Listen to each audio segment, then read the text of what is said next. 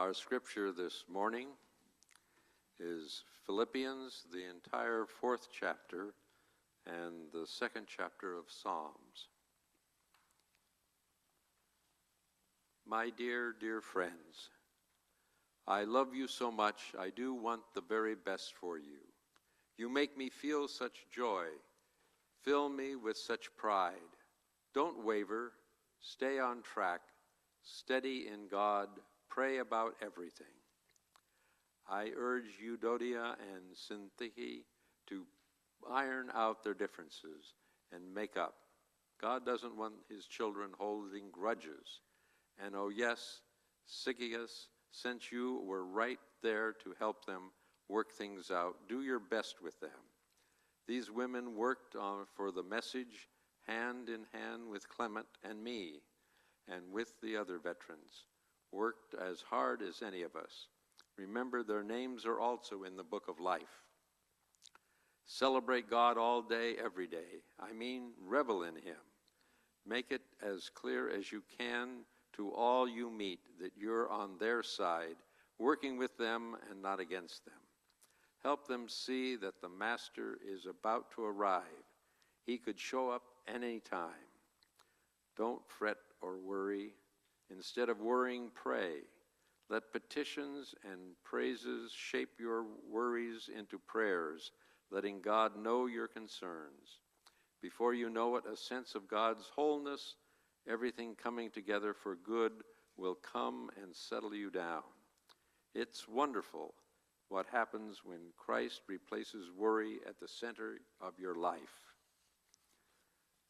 Summing it all up, friends, I'd say you do best by filling your minds and meditating on things true, noble, reputable, authentic, compelling, gracious, the best, not the worst, the beautiful, not the ugly, things to praise, not things to curse. Put into practice what you've learned from me, what you heard and saw and realized. Do that, and God, who makes everything work together, will work you into his model of excellent harmonies. I'm glad in God, far happier than you would ever guess. Happy that you are again showing such strong concern for me.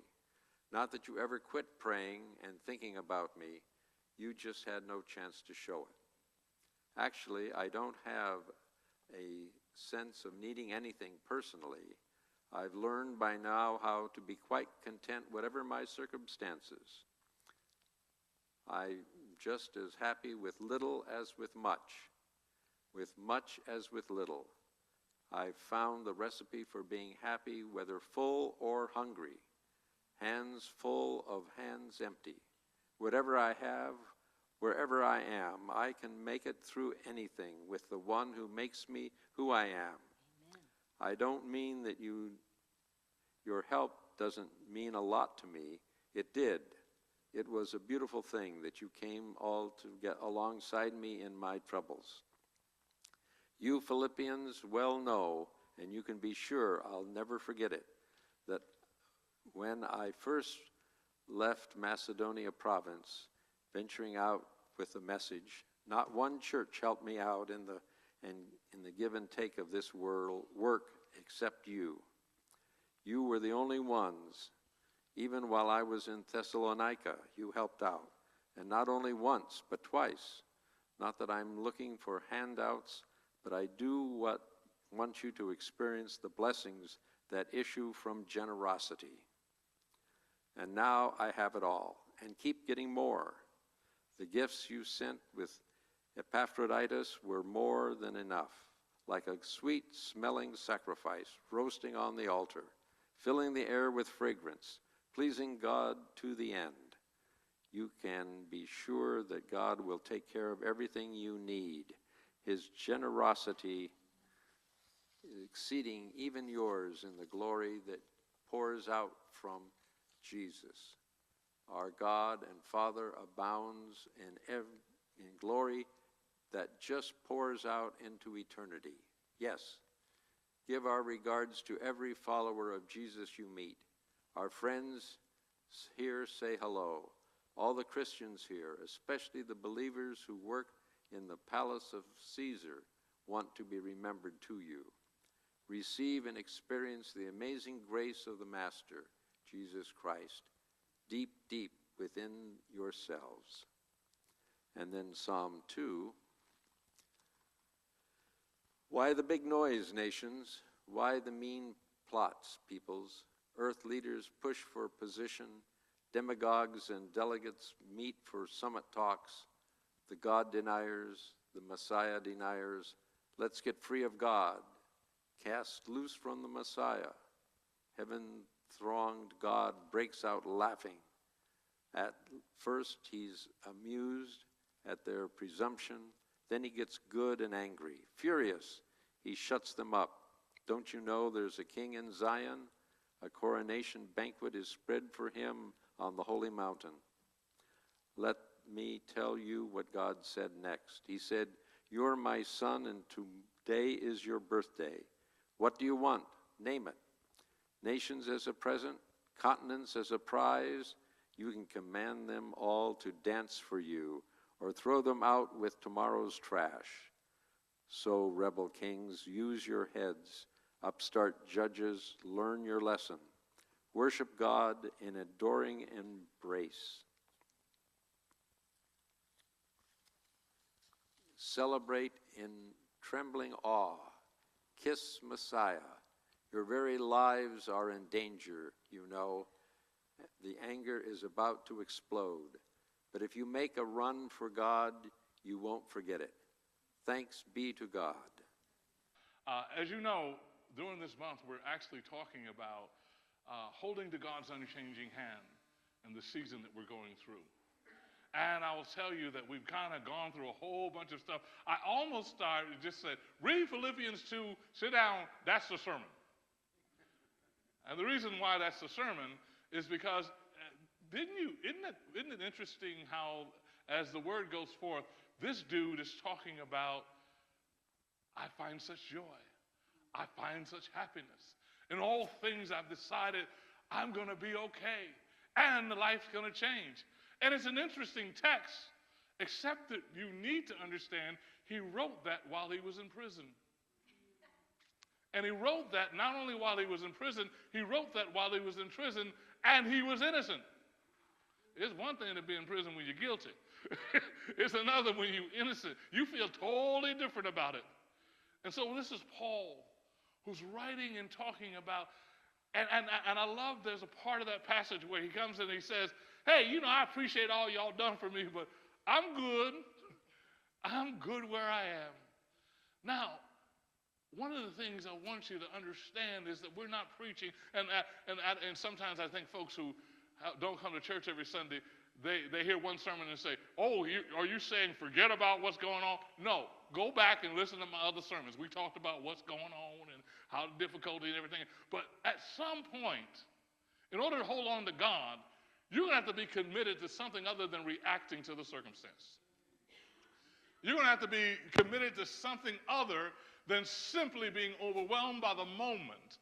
We should be not surprised when people affirm us. We should actually be surprised in saying that somebody even knows our name, that somebody's even happy about us. So we were not born, and the church and our faith was not born when everybody agreed with us. It was also not born when everybody was happy. Let me say that again. It was born at a time of political intrigue, born of the Roman Empire not waning away, born at a time when politics and the circumstances and the world community was completely up in arms. That's when people discovered Jesus. I got good news to you. If your life is messed up, join the club.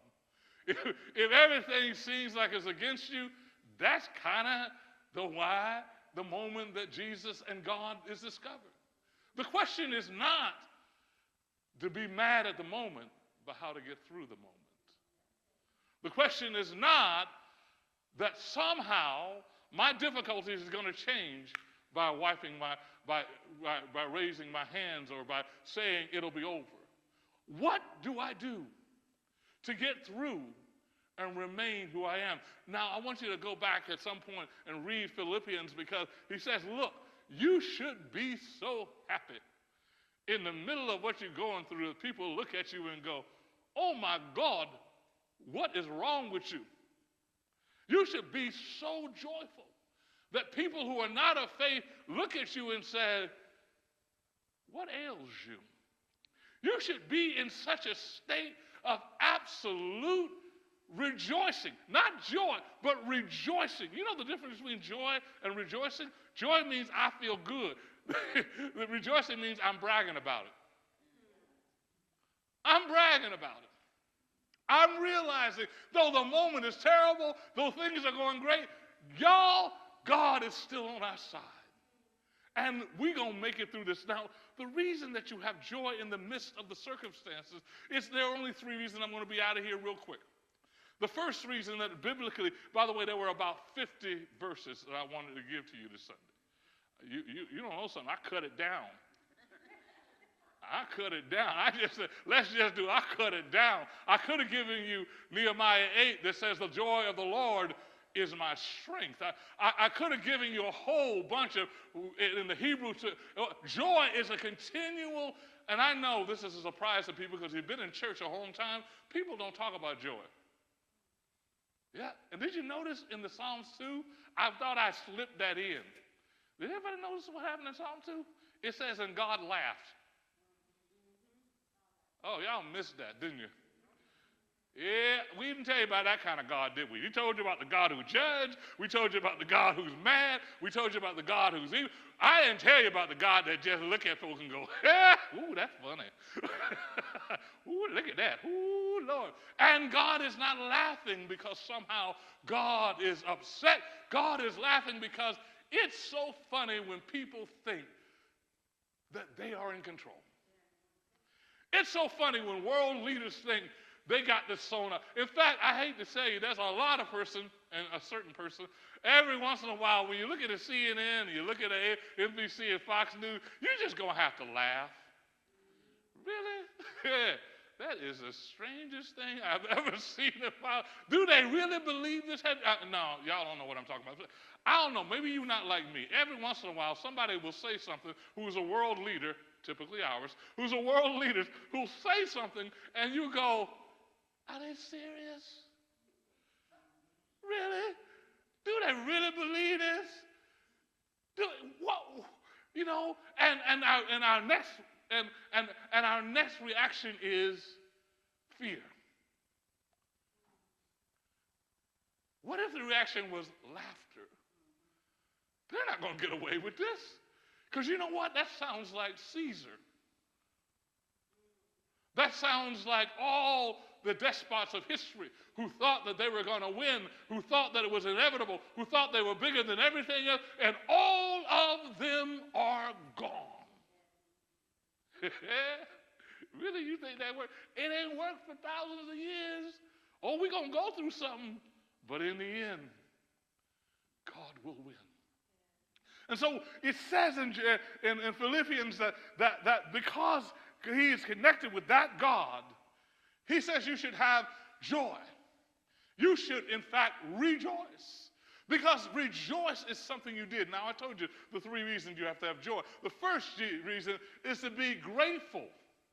You see, joy comes out of gratitude for what you've been through. And by the way, I don't care. I really appreciate it. I see we got everybody here this morning. If I'd known y'all were going to come here, I would make y'all sing. You know that, right? I'm not going to do that this morning. But they owe me, at least some of them know that they owe me a song. But I will tell you that it doesn't matter how old you are. It doesn't matter how young you are. You got something to be grateful for. And the reason you got something to be grateful for is because something in your past should have taken you out, but you're still here. Something in your past was a hard day you didn't think you were going to go, and it doesn't matter. It's amazing. I've talked to 4-year-olds, and I've listened to them, and the stories they tell me of how they survived their family, I thought they could either be scarred or they're grateful. Boy, and I don't mean nothing by this. Please do not read into this. Some folk are mad. Some folks are happy their daddy did leave. Some folk are happy their mama did leave. Some folk are happy that we got through it. Whatever you have to be, gratitude is the beginning of joy. Things that I went through, things that I should not have had that I have. And when you get older, guess what? There's more to be grateful for. But there's also more that you're angry about. Because instead of being grateful for what you have, you become regretful of what you thought you should have had. So if you want to slip from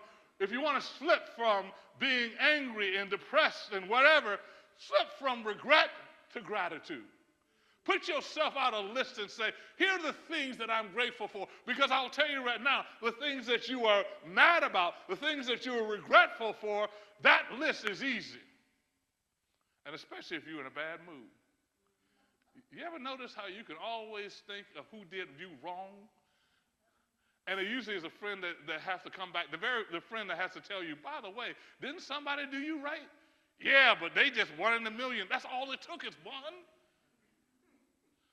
You know, why are you concentrating on the 30 that didn't and the one that did? Because the one who did is the most miraculous. But let me move on here. The second thing is to be grateful for where you are. Now, that's a hard one. Because where you are is the very thing that's giving you the discomfort. Remember I told you where Paul wrote this in? He's in prison. He's in prison. He's a dude who has literally done nothing other than confess the gospel of Jesus Christ, and they threw him in prison, and we don't know which of the imprisonment was. It could be the one where they threw him under the prison, basically in the toilet of the prison, or it could have been the one that they literally just shackled him, but he's in prison. How can he be grateful? Because you know what some of the other disciples were? They were dead. I guarantee you prison is better than dead. Because prison means you have the possibility of getting out. Oh, you're not getting the message. You can be overwhelmed by this moment in history, and you can be overwhelmed and talk about all that we're not. But I guarantee you, whatever country and nation you live in that now, it could be worse. It could be worse. I'm not saying, again, read my other sermons about all the other social justice, but at some point, you got to be grateful. I know I'm going to lose all my progressive credentials here, but I'm going to say it. You ought to be grateful you're an American still. I know, not a popular statement, but good Lord, if you've ever gone around the world, you'll realize there are countries that would want to be us, not because we're perfect, but because there's possibilities. So I rejoice that I am here. I have rejoiced where I am because, like Paul, prison is at least a possibility, but death is not. Every week I talk to this amazing woman. Half the time I can't get to her because her electricity goes down. She's in Venezuela. And every week she tells me, I wish I was in America. Every week. Because of what she's going through, and tells me about the famine there, and tells me about the political system and Maduro and other things like that. And yes, I said his name. All of that, she's saying, as bad, it's terrible. But I wish I was in America. And it always, whenever I do get her and I get off the phone call with her, she's in a group of people, I always feel guilty. You know why I feel guilty? Because I lack the appreciation for what God and the possibilities of here. If I just concentrate on what can't be done, then I'm being ungrateful that God's given me an opportunity to do something. In fact, people who simply are overwhelmed by the moment and not grateful for being in America, you don't take advantage of what it is to be in America. Oh, it doesn't matter. Nothing will change. Therefore, you don't march. Nothing will change. Therefore, you don't write your senator. Nothing will change. Therefore, you don't even pray because nothing will change. This is the problem with not being grateful.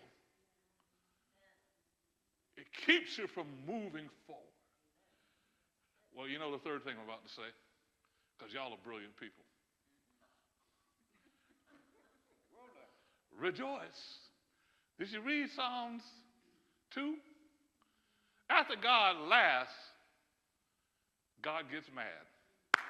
After God laughs and says, look at what that fool gonna do. Replace whatever leader you want to put in there. Look at what that fool said. Look at what he did. God then is outraged. Because it's not comical. It's not comical to hurt people. It's not comical to be mean to people. It's not comical to be belittling to people. And the God we serve is not only one that laughs, but gets mad. I know I'm about to lose my other credentials, right? I want to tell you right now, God is a God who says, in the end, it's not just dependent upon you, but I will move independent of you. The reason I rejoice and boast in the Lord is because I know that I know that I know. History and my faith means that God rises up and deals with folk. In fact, I laugh at some folk go, ooh, you probably need to stop that if I were you. Because in the end, it ain't going to work out for you. Okay? In the end, you're not going to make it very well. Because God is a God to whom justice is not something that is accidental or incidental. It is the very nature of God. After we human beings to screw it up, to fix it up. Oh, y'all.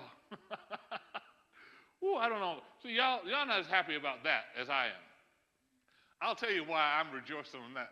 That means I can break it and God can fix it. That means a nation can build all the wrong things and yet, oh, how can I make this plain?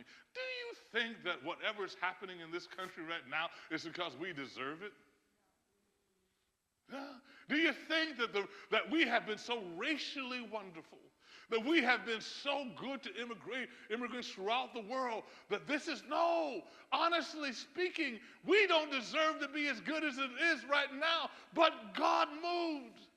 History rose, people stood, not because they were so great, but because God worked greatly through them. Understand this. I rejoice because I know that I know that I know our hope is in Jesus. Our hope is in God. Our hope is not in the perfection of what we do, but in the humility of what God does through us. Now, I told you I'm almost through. So here's the other thing. Because you are joyful, you ought to look like you're having some joy. Now, I'm preaching to everybody who's not here. I have to say that, otherwise people get offended with me. You know why I do that, right? But I'm telling you right now, I'm tired of Christian folk looking like the most sour, mean-spirited people in the room. You try to make a joke, and they look at this, we're serious. Seriously? Only people who are scared can't make a joke. Only people who are fearful can't be happy. But when you know that you're grateful for where God's brought you through, you're joyful for where you are here, and you're faithful for what God's doing you, you have joy. And you know what? It's fun. When I work in committee meetings, when I work all around the world, I am the biggest jokester in the world. Don't come to church meetings here because I'm gonna cut up a little bit. And they say, why are you going to cut up? I'm going to cut up because I want you to look at me and say, either he don't understand what's going on or he don't care. And you're like, nah, there's a third option. I understand, I care, and I know God's in control. And so ain't nothing, we're not doing anything that we're not going to have joy when we're doing it. How dare you and I live in faith and be so unhappy about it? Why is it? In the marshes, you realize that most of the protest music, you're getting it. Most of the protest music is joyful. You hear that, right? Not like what we got today, boy.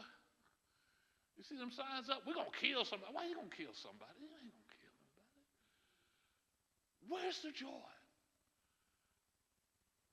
And so the Nehemiah text that I did not make you read also happens after the nation has gone through and they come back and they think of all the pain and suffering.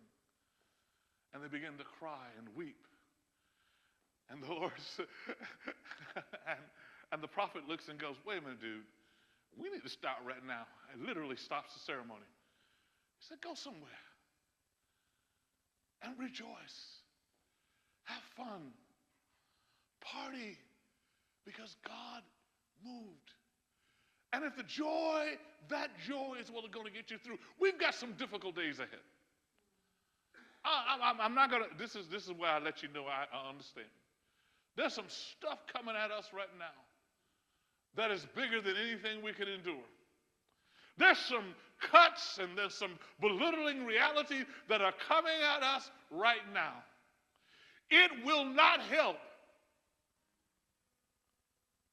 if you looking at it and making it worse because nobody wants to be around you because you mad.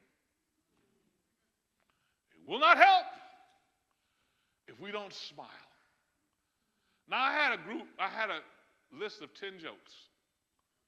I was going to tell them, too. I had them.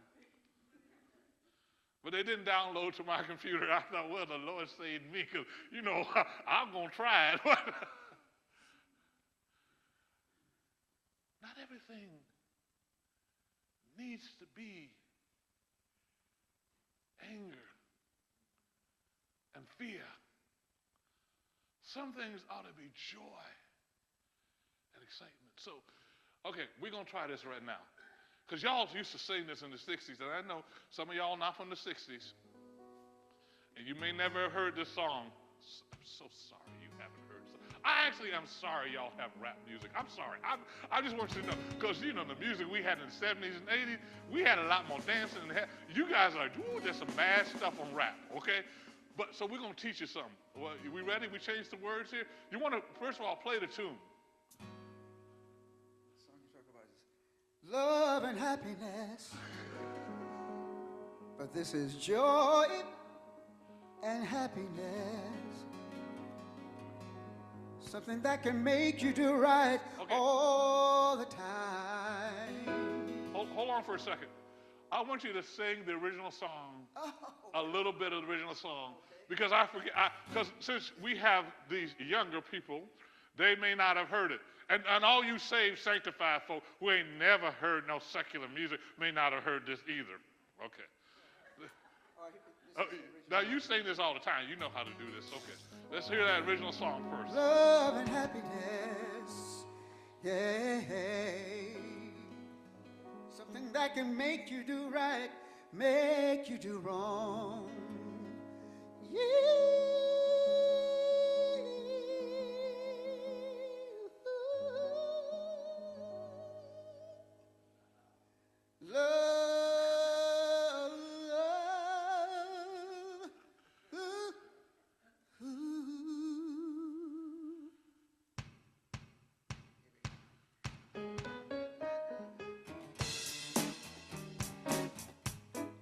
Love and happiness. Yeah. Something's going wrong. Someone's on the phone. The church like, where have I come? Don't worry about it. It'll be cool. Talking about. Oh no, you see, y'all got to swing a little bit. Come on. She can make it right. Yeah. Oh, happiness is when you really feel good about somebody. Ain't nothing wrong, y'all, but being in love with someone. happiness. Y'all say love. Well, Yeah. say love and happiness. Love and happiness. Yeah.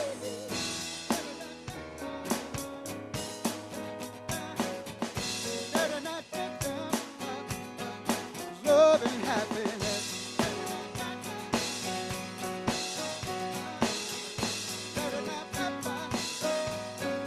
Talking about love and happiness.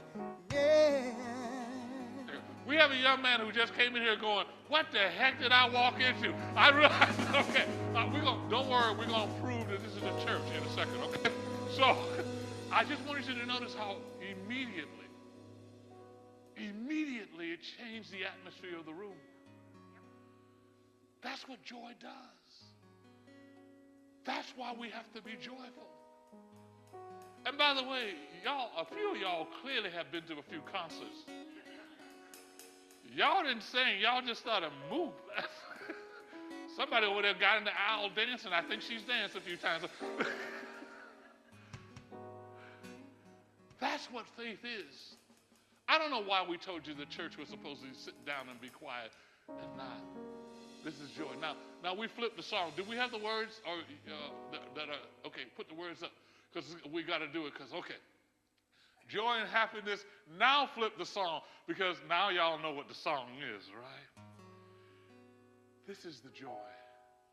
Instead of love and happiness, joy and happiness. We do that so we don't get sued, copyright. You know what I'm saying? So, go ahead, my brother. Joy and happiness, yeah. Something that can make you do right all the time.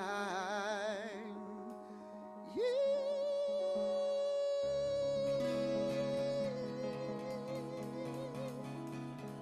Ooh, all the time.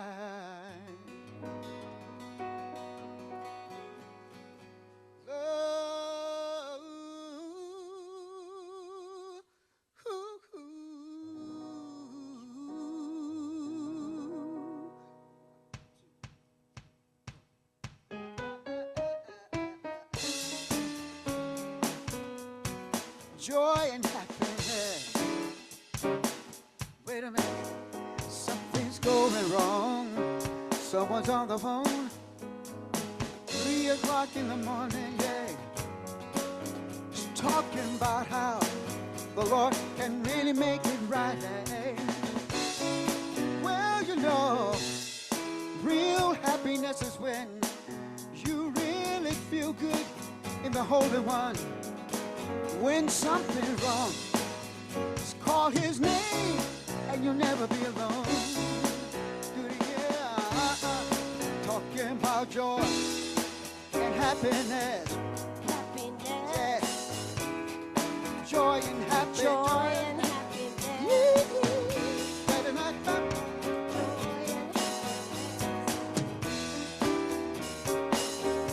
Oh, God's been good to me. He'll be good to you through all kinds of weather. Yes, he will. We'll watch each other walk away with victory. Talking about love and happiness. Talk about joy and happiness. Happiness. Joy.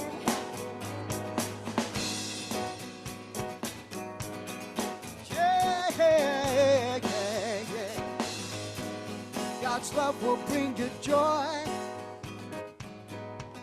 His love will bring you happiness.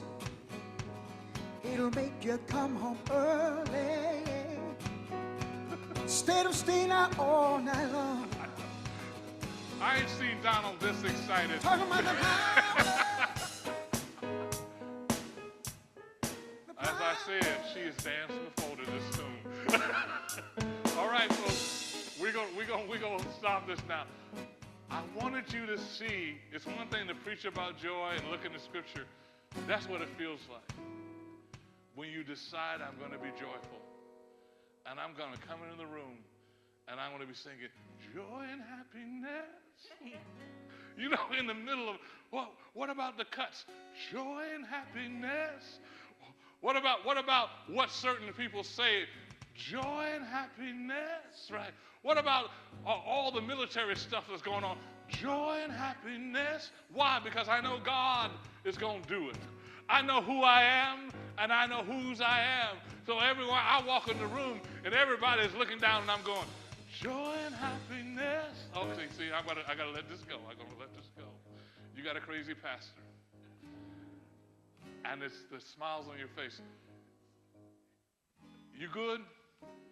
We're good? All right, good. You should have saw his face. He's like, what the heck did I walk into? Yeah, well, hey, this is church. Church is joy. Church is fun.